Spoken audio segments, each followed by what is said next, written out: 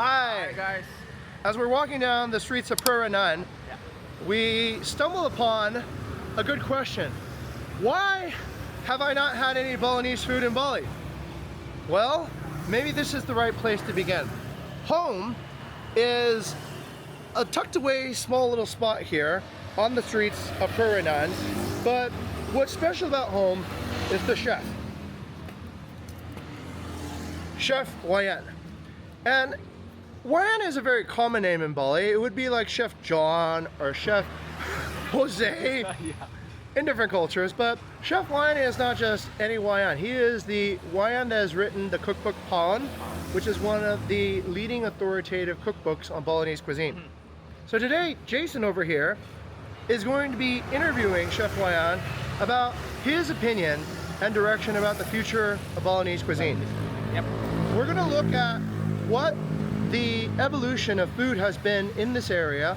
We're going to talk to Chef Wan about his processes and some of the practices that he takes to ensure the full experience of Balinese cuisine. And we'll also go and understand what his vision is of the future of which this special cuisine, if you're in Bali, should actually go. Yep. So if you haven't tried any Balinese cuisine, you should. You should. And if you're in Pererenan, you should Definitely visit home. Yeah. All right, today I'm sitting with a legend. This is actually Chef Wayan. Chef Wayan, Chef Wayan Krishna Yasa, yeah? Yes. Krishna Yasa. Yeah. Okay, so Chef Wayan Krishna Yasa is a legendary Balinese chef who's actually seen incredible access to the global cuisine scene.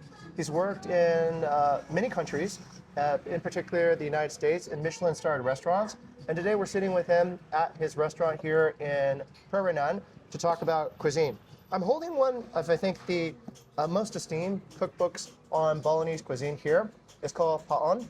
And Paon in Balinese means the kitchen. Yes. Am I right? Right. Okay. Right. Fantastic. So Chef Wan collaborated with, I believe, the princess of Ubud, yeah? Yes, Cok Maya Kartiasa. So she's my co-author. Is an excellent writer as well. So Wow. she's Okay. the one that bringing the idea to collab, doing, Okay. write a cookbook. So Excellent. from my side and then her side. So it's actually turned out really, really well. It's fantastic. I actually have this book in our library at the office for many years, and it's a very good visual representation of, I think, the Balinese kitchen and some of the highlights and stories of how cuisine plays a very pivotal role in the culture of Bali and how it almost has this spiritual energy too.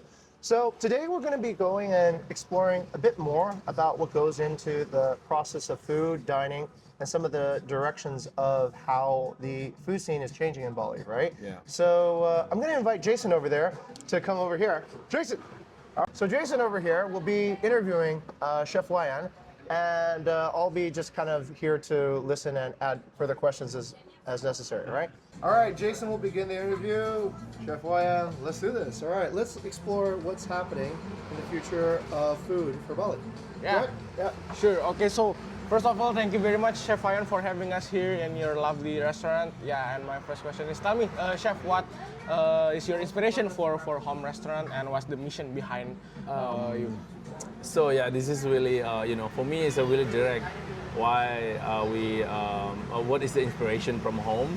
So for me, it's basically I have everyone who asking me what is the inspiration behind a home is I have two home, meaning I for professional experience. So I started in the US. So I don't have any experience in Bali before, except cooking in the village and at work. At work with cooking for friends, right? But I love cooking so much, and then when I met my wife and we get married, so I asked her if possible to learn or study in the US in a culinary school, because I really want to express myself in a bigger audience in the world, like how I can introducing Balinese cuisine or Indonesian cuisine, to the world. It's not me only, it's so many chef, Indonesian chef that want to introducing Indonesian cuisine to the world, but I want to learn my way. Oh, sure. Yeah, my way to introducing what I like to eat Okay. to the world. That's why my home is from Nusa Penida. I'm Balinese. So the mission is how I can combine Balinese cuisine, Balinese flavor to American modern Okay. technique that I learned, that I experience in the US. So Yeah. how I can marry this together. It's not everything work, but I try to make it work. Of course, it's nothing. In the cooking world, it's like we always learn something new every single day. Like every single day. Even today, I learned something. It's like that's how I improve myself. I'm not the guy that like, hey, I know do this. I know how to do. No, I'm just like how I can figure it out to combine this product to this flavor and then to this environment. So that's the Main inspiration. my inspiration. Yeah, sure. Maybe other chef doing something different, but we have a same goal, meaning we wanna introducing or promoting our own cuisine to the world in our way, in the best we can. So, that's me. the So, main- so for me, like I'm not the best guy. I'm not the whatever it is you people call it, but I wanna be different. I wanna keep continue what I like to do for people, for the neighborhood, for the customer, for family, for friend. Just everybody come here happy. That's it. Interesting takes, like from being educated in the US and then right now returning to Bali and setting up yourself. Basically, home was what I can get from you was like your expression of how putting up Balinese cuisine to the stage actually and introducing the Balinese cuisine to the world. Yeah. And my next question is like, in the midst of like many cafes like Mediterranean style and then selling up avocado toast, and what do you feel about that? And do you feel like threatened because of a lot of cafes or restaurants, they are not selling the Balinese cuisine right now? For me, it's I think nothing. For me, it's not at all. No pressure, no competing, because I come from the restaurant that very special restaurant, very specific cuisine. We work with ingredient, we work with flavor, we work with spice. Something the cafe around here is like not for me. It's the food that people want every morning. So like you can get it everywhere, but home is like special, like a Balinese cuisine that execute in a different way, like a modern way.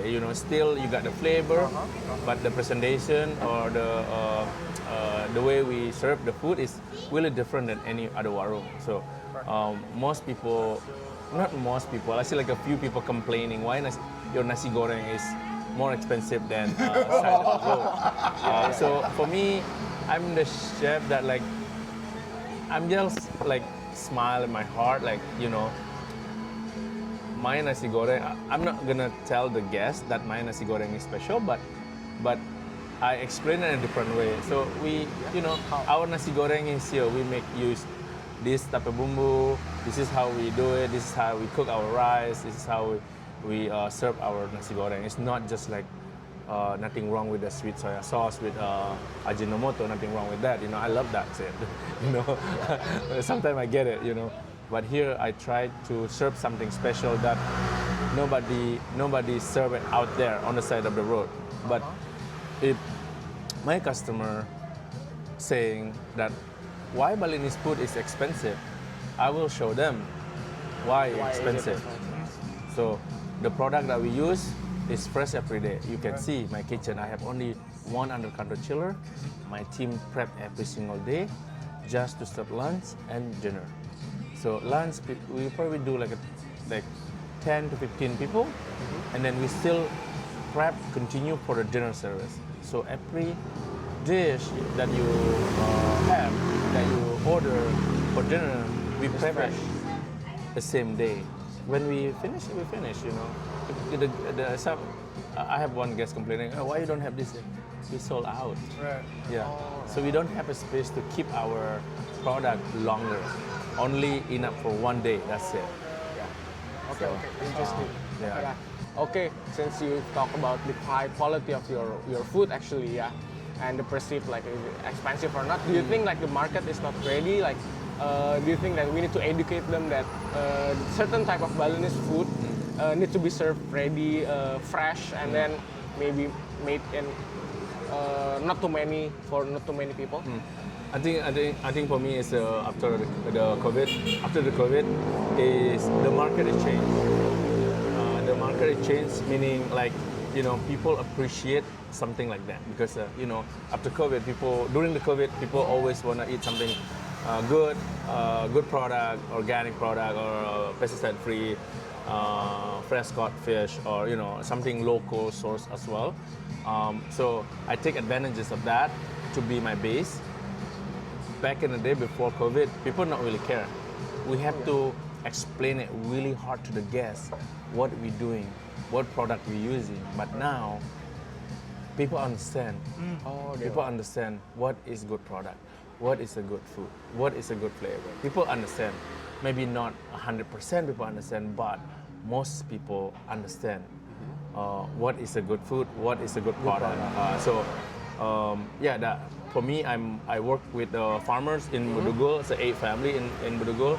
So I started during I work at Potato Head, but when I exit Potato Head 3 years ago, so I continue helping the family there to promote their product, and at the same time, I'm using the product as well. And then I talk to a few other chefs that if they wanna buy something, the product that they already had. So yeah, just contact them as the price. They're cool. And then fish. I love fish. I love seafood so much. Yeah. I built a 2-year relationship with the fish. With the local seller. fishermen? Yes, in Jimbaran, in fish market, and also around here as well, and then in Serangan as well. So I have a little bit fisherman community that I always come because it's COVID, right? So you can go, I'm in Bali, you cannot go anywhere, but fuck it. So sorry. So I just went to the market, talking to the people. But first, oh my God, it's like they let me bargain, but they not let me see the prime product. Yeah, because the prime product for the supplier, that's where product goes to a high-end fine dining restaurant, 5-star hotel. They keep it in the back, wrapped in plastic, buried with ice, super nice fresh fish. They only give me the fish. If it fresh of that day, it will be small, like 500 grams, 600 grams. So never see the kilo, 1 kilo. And then I bargain, yes, they give me a bargain. I continue come to the market. Either I buy 500,000 fish, 1 million fish. I always went to the market every single day. I woke up at 6 a.m. and then get on my bike with my Yeti cooler. You see? Chef Wan is American. He uses Yeti. I use Yeti and the other one. So they partnered before, no? Yeti? So it's like, sorry, I'm not going to say the brand. But anyway, I love that box because I can put it under like a backpack, but it's actually cooler in the back. So, and then my wife woke up at 8, it's like, calling me, where are you? It's like, I'm at the market. It's like, can you say something? You still sleeping, baby. So I went to the market, back here by 9 because the cook come at 9. So, just buy a few fish, octopus, squid, whatever that I get fresh on that day. So I'm not changing the menu, but I'm changing the product. I will figure out how to cook the fish. Either steam it or grill it on a wood fire, because not all the fish good when you use it on a grill, wood fire grill. Some good with pan fry, some is just broil it in the oven, some of them just steam it. So I try to learn that for 2 years. Again, I said, even though I work at a big company, high-end restaurant in the US, using all this product, but here in Bali, Bali is different. You have to learn again. So you have to learn. It's good if you have a foundation, basic knowledge from overseas, but you have to back not from zero but from one. So learn the product. None is a bad fish if you know how to cook it. So that's what I want to say. Maybe other people say that's bad. So in my menu, I'm never using here. I'm not anti barramundi, but I'm not using any barramundi since we opened, unless line caught. Yeah. Well, So and why is that? yeah, because most of the barramundi is, if you understand, it's not a lot out there. It's not a lot of wild one. So bullshit if someone say this is wild. No, it's only one per week or two per week in a market. So most barramundi now is a farm race. Yeah, but I don't know which one's a good farm, which one is. Again, nothing is a bad farm. But it's like because sometimes when I buy the barramundi, it smells like mud. Oh, So muddy. So you have to put like so many marination to kill all those muddiness smell. of the smell. So that's it's easy to cook. If you fucked up barramundi, that means you have to question yourself. Either you know how to cook or not. oh yeah. So, yeah. So, again, so here, if I'm using barramundi, that means line caught, 2 kilo size. Yeah. So it's Yeah. very special one. Yeah. Always line caught. So probably like barely like a one for 2 months because some, because so many fish out here. As a chef, you have to put your time to train your team. Train your team. This is how you cook this fish. This is how you cook this fish. Or go to the market. Not just go to the market for, for a show. Okay. Sure. I mean, I'm sorry. Yeah. I'm not trying to be critical, but you know what? I'm saying the truth. I'm saying the. What's happening? I'm not the best. I want to learn every single day what we have, so that we not depend on something. If something happen and that product is not available, what are you gonna do? Yeah. Oh, just 86. Oh man. So yeah. So that's I learning. I keep learning. My team keep learning. My team is the youngest is 19. Oh yeah. Yeah, the oldest is 27.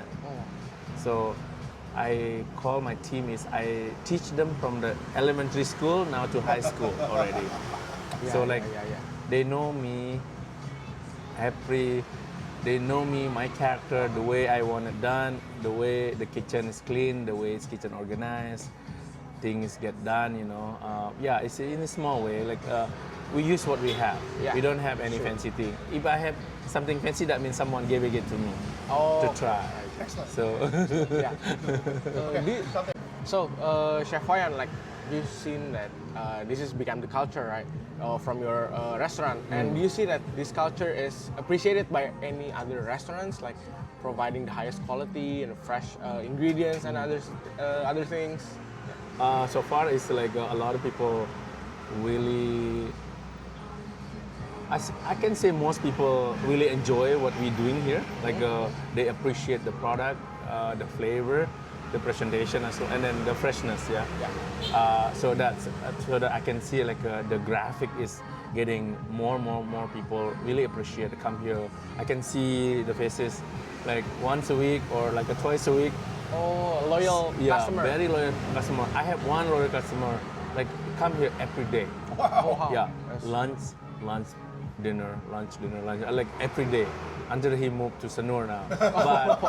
But when he hang out here, he always like, okay, he will not have lunch here and then disappear, and then put his bag here. I mean, I call it homie, right? When we have a customer like that, I call it homie because they know the team, they know the place, they can see the process. They see the process from the warung hut like that to becoming like this. I mean, it's not fancy, but at least more comfortable than before. So yeah, it's like, hey guys, can I put my bag here? But I want to have lunch first. And then after that, okay guys, see you. I see you later. And then disappear. go and then come back at like 6 or 7, have dinner, and then home. So I'm like, oh my God, this is like, it's a family. It's like a brother to us, like come home for a meal and then go on and then come back for dinner and then, went home. Yeah, so yeah, that's, yeah.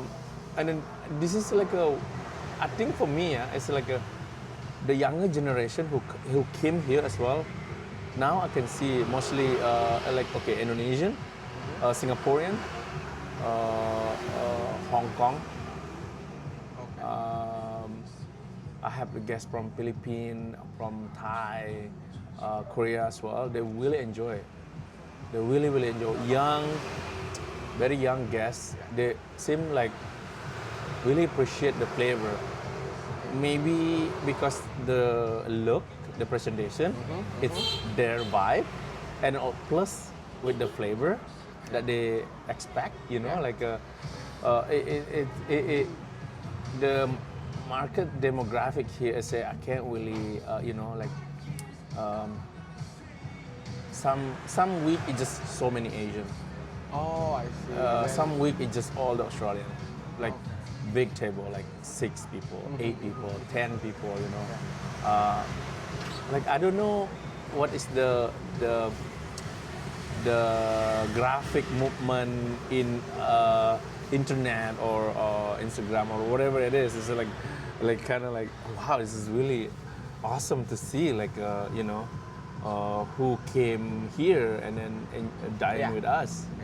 So I think this is a home. Definitely I can say it's one of those places that can use as an example how we can represent Indonesian or Balinese cuisine. Yeah. And do you see like any emerging trends among these younger generations coming here? Are there like any type of food that they may like, or any trends from your observation actually? I mean, they love everything that they saw get posted. Okay, that's great one. They look at the Instagram, they look at the Google, what is people recommendation. Basically, is all the menu that I create here is all strong. So none of those like less favorite or more favorite, but we do have like a 10 best seller that people always try. Like okay, they order something else and then 1 or 2 top 10, like babi Bali, straw sop, sraten, ledok, the potato risotto, that's that kind of stuff. So it's becoming for me it's becoming harder for me to change the menu, but I have to do it. Yep. So I do it like not changing the menu the whole thing, but like take out 5 and then put it 5. Or replace. Because based on like the kitchen performer. Oh. Yeah. Otherwise, if I take out 5 and put in 7, put the team down a little bit because the kitchen is super small, like a New York underground kitchen. Nice. Okay, interesting. Cool. To like introduce the Balinese culture through that top bestseller cuisines, foods, or anything. Yeah. Sorry, can you repeat it? Oh yeah. How can you actually like put Replacing. the stage? More like putting a stage to the Balinese traditional cuisine in those top 5.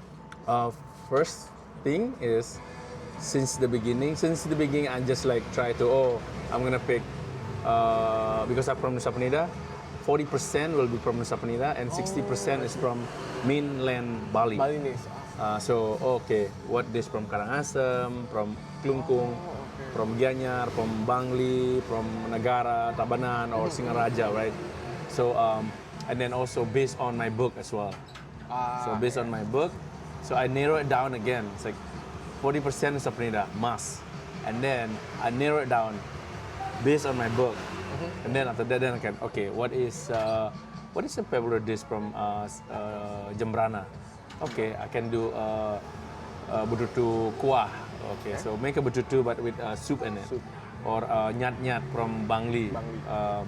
Or like sausage from Ubud, like urutan from Ubud, like that kind of stuff. So, but over time, now I narrow down like with the crew, guys. This is kind of trap question to them to make new changes. Like I asked them, what do you like to eat, guys? You know, like, oh, they're so honest. Like I was like this. In my head, I already like, you know, okay. And then after we, you know, hang out, just have lunch in the back, you know. And then the next day, guys, this is the new menu, yeah. Right. So we have to R&D this menu. Like, wait, I thought we already talk about this yesterday. Yeah, that's the basically the base interview that I wanna use to change the menu. Sure. So some guys like I love sate lilit, chef. I love sate lilit. I love urap. You know, I love sate merah, red sate. Who, you know, normally they're selling on the side of the road, just babi and grill with the rice cake, right? So, okay, let's do it. Let's R&D it. Like, you know, buy the satay, talk to the ibu or bapa who's selling satay on the road. Just buy some stuff, not just talking to them. Just, you know, help them to sell their satay, and then we get the information, and then try the base bumbu, the marination, and then we try here, and buy Chef Wayan. So that's I might not really extreme, just go to the village, like asking, oh, how you make this, how you make this. I just like, okay, ceremony. So I'm just, you know, come to the village and just hang out and then help cooking and then take a note and then, okay, I'm bringing it back, you know. So, yeah. Interesting. So, do you like go to all these places to create the book, or how did you? For the book, yes. So I spent in Nusa Penida for like a month, 1 month in Nusa Penida, just not interviewing my mom, basically just let her cook what I like to eat. I see. And then you observe. Yeah, and then cooking. observe. I'm not recorded because she doesn't like it. She tell me to fuck up. I'm just like, oh, what you need, mom? So, hey, can you cut the chicken? Can you butcher the fish? Can you fillet the fish? Can you make the sambal? Yeah, I following her, helping her. Mom, I want to eat this. Can you make it? It's like, yeah, of course. Can you buy this bean to the market? Can you get me this? And then say, yeah, of course. So then she cook.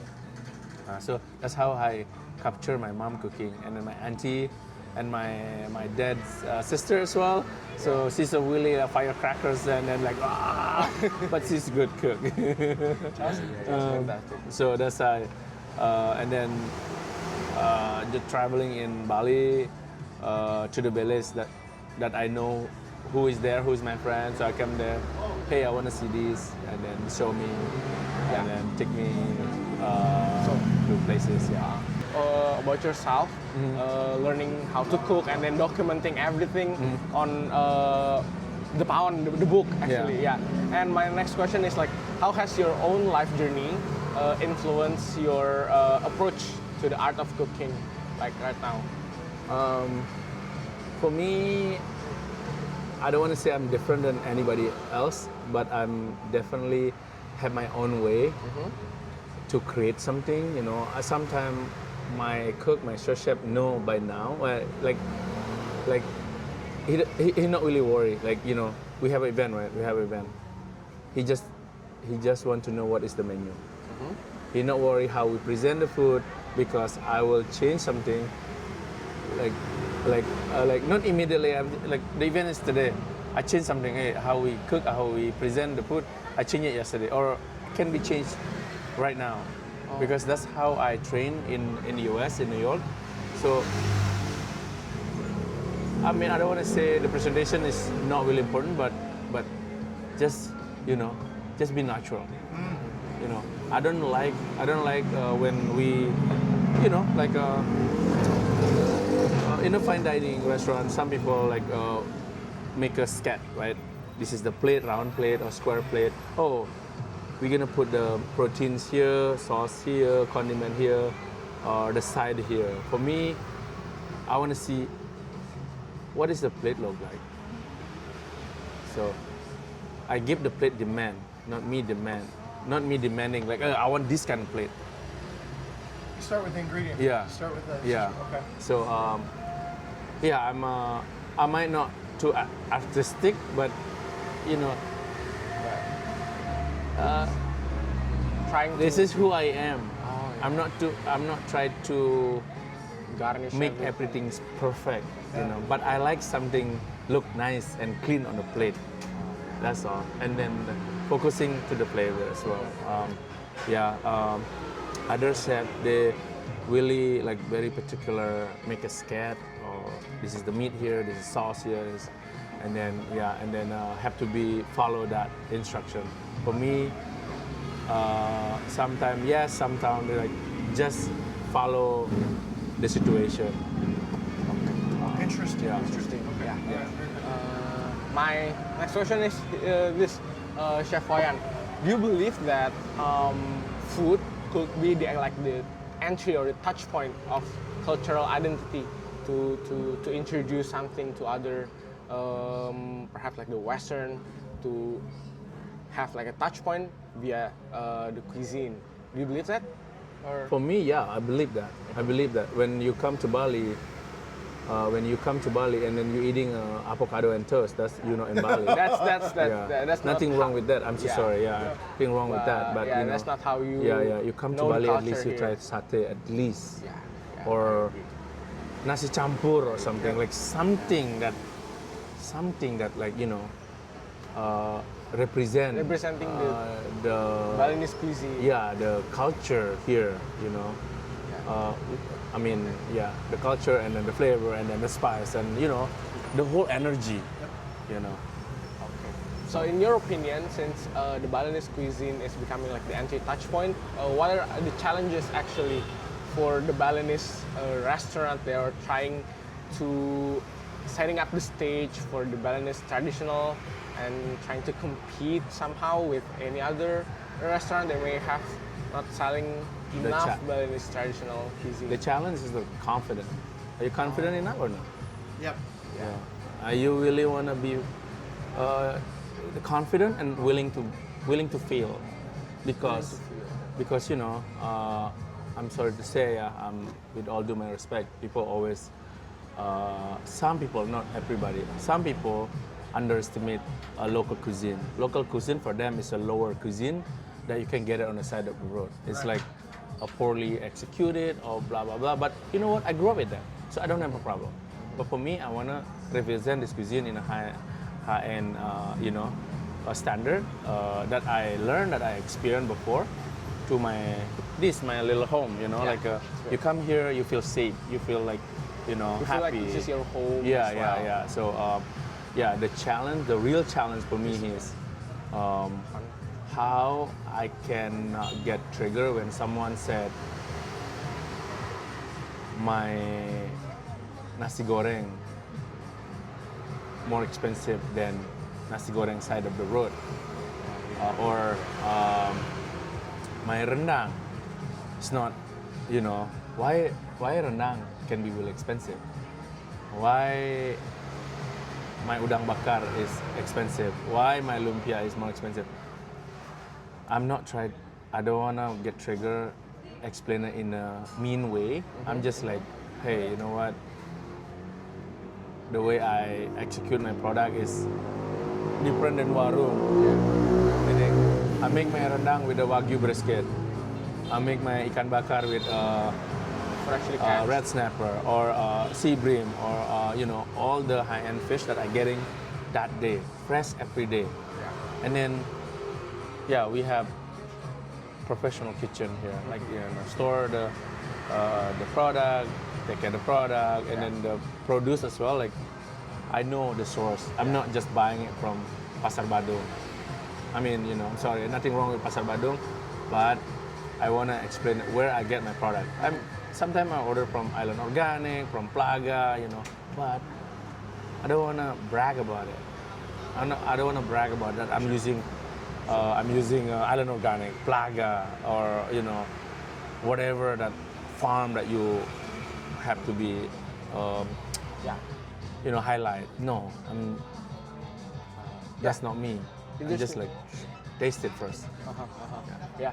And then my question next is like, what's your take on for Balinese restaurant owners? How can they grow their confidence in showing up the Balinese food, Balinese traditional cuisine up to the stage? And yeah, since we're in Bali, actually, like we should be confident, right, about our own traditional foods. And how can actually someone Start it. start it? Well, you have to have a first confident, second experience, and then the third one willing to fail, and then gets up and learn more. So that's all. As fourth thing, maybe if I can add one more, discipline. Oh, Yeah, discipline is really big. Yeah, discipline, like every single thing you can have to discipline. Consistency is discipline as well. The way you communicate is also discipline, because discipline is mean a lot. So that's 5 thing. And then never give up. You know, sometimes restaurant empty. You know what? I'm not panicking. I'm just like, okay, what else we can do? Catering, okay, we do catering. You know, catering is also one of those marketing strategy as well. Introducing your cuisine, your restaurant, to outside, into the community, instead of just here and then wait for people to come here. Or collaboration. What we should do? Who I should ask to collaborate with me? Are willing to go to their outlet or whatever. I'm So that's you keep moving. You keep introducing yourself. What do you do? Not that you're the best, but hey, I'm doing this. What do you think? Inviting friends as well. And then willing to take the feedback as a motivation, not judging. And then keep smile. Yeah. And then, do you see like this trend of the Balinese traditional cooking is how do you see it? Like, is it getting more popular Now it's as you speak? yes. Now it's the Indonesian cuisine in general is booming right now. It's like everyone want to put like Indonesian flavor into their one of the flavor for their food. Like I can see a few restaurants, even Mediterranean, Western, Italian. They sometimes they put a touch like a sambal butter, sambal, or something with Indonesian name, either sambal or sauce, or particular the dish like I can see it more and more, and then also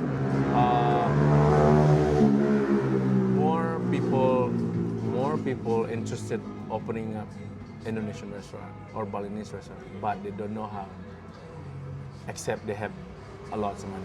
I see. So they need to come to you to learn how to setting up a restaurant. Yeah. Yeah, I mean, everybody can open a restaurant, but not everybody can know how to run it. Yeah. Run especially Balinese and Indonesian restaurant. Yeah. Because you have to learn the culture.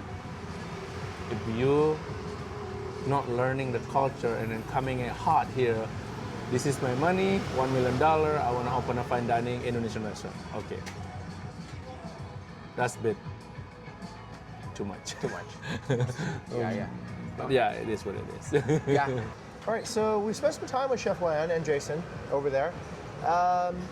Chef Wayan, what do you think is your vision for what is your prediction of what's going to happen in the next 1 to 3 years? What do you think will happen in terms of the restaurants that might not have taken such a long-term approach? What do you think is going to happen to the popularity of Balinese and Indonesian food? What do you think, or what do you hope for in terms of how the audience will evolve over time here in Canggu, Pererenan, and throughout, let's say, the island? I think for me, I'm hoping like people who traveling to Bali, Canggu area specifically, try Balinese cuisine or Indonesian cuisine, maybe started from the warung or like a warung lokal, for example, and then try to a little bit of high end, not high end fine dining. I mean, like try different brand. Like for example, Home or Sangsaka or Teh Manis in Eco Beach. That. So we all Indonesian restaurant, or for me it's most to Balinese, but have an Indonesian influence as well. So try that place at least one before you fly back home. Because if you come to Bali, all you eat just Mediterranean or Italian or nothing wrong with that. But try be confident. Come to this restaurant. Ask. If you don't like spicy, just ask the team. You have a non-spicy food, but Indonesian. I want to try the the cuisine. Yeah, if you just like come to this restaurant and label Indonesian restaurant and I don't like spicy food. It's not all. It's not all Balinese or Indonesian food is spicy. I want to tell you guys, not all Indonesian or Balinese cuisine is spicy. So don't be afraid. Just walk in, you have this, we will make it happen. And then probably we do have it on the menu. So, because I can see some people like come to my, my outlet account, oh, you have a non-spicy food. So like, sometimes they just like, this is all spicy. Like they don't even know that food is spicy. They already asked if we have a non-spicy food, but when they read the menu, this is all spicy, and then they left and they go downstairs. So like, okay, no problem. Okay, that's your choice. Or come here and then read the menu. Just like, oh, I don't like spicy food. Like without asking, you have a non-spicy food. For sure. I have one client always come here asking for Buddhist food, meaning like no root vegetable at all, no onion, no allium, but they really want to try the Indonesian flavor, but without that, we make it happen. Okay. So don't be afraid. I think that's a good point. So what I can see is the message is clear. If you come to Bali, try Balinese food once, and don't be afraid to accept Balinese hospitality. Yes. Because I think this culture is willing to cooperate, to work with you, to accommodate whatever you're seeking for in a culinary adventure. And I think it's so true that there are so many culinary adventures within Bali. If you haven't gotten this book yet, you should read it. Get it at your local library. If your local library doesn't have it, ask for it, right? Or on the internet, order one from Amazon. But I think it's a really, it's a service to a trip to Bali to actually come and experience all the different flavor profiles in Bali. And it's really good. It's Tihita Karana. It respects every region and the farmers and the craftspeople that put together all the ingredients that are served here. And it also allows for the traditions of Bali to continue and to serve, I think, future guests here. I think one of the unfortunate consequences of being, let's say, locked into what previous people have done in, nothing wrong, like Chef Wan has said about avocado toast or croissant. I just had one myself, actually. but it really does not help, I think, the continuation of culture here. And it's actually unfortunate because there's such, I think, an incredible story in the cuisine here. There's such an incredible journey. And these are deep journeys with long traditions and histories. So don't miss out on Bali and try some Balinese food and learn to be friends with Balinese people when you come to Bali, right? Simple enough. All right, fantastic. Okay, thank you for joining for this episode. If you've liked what you've seen, don't forget to comment, subscribe, and like. And give Jason. All right, Jason's our journalist here, so give a reporter a chance. If you see him in the street, don't be a stranger. And yeah, that's the Bali Business Review right there. Okay. Awesome. All right, thanks for joining us today. Thank you, Chef Wayan. All right, catch you later. Bye-bye.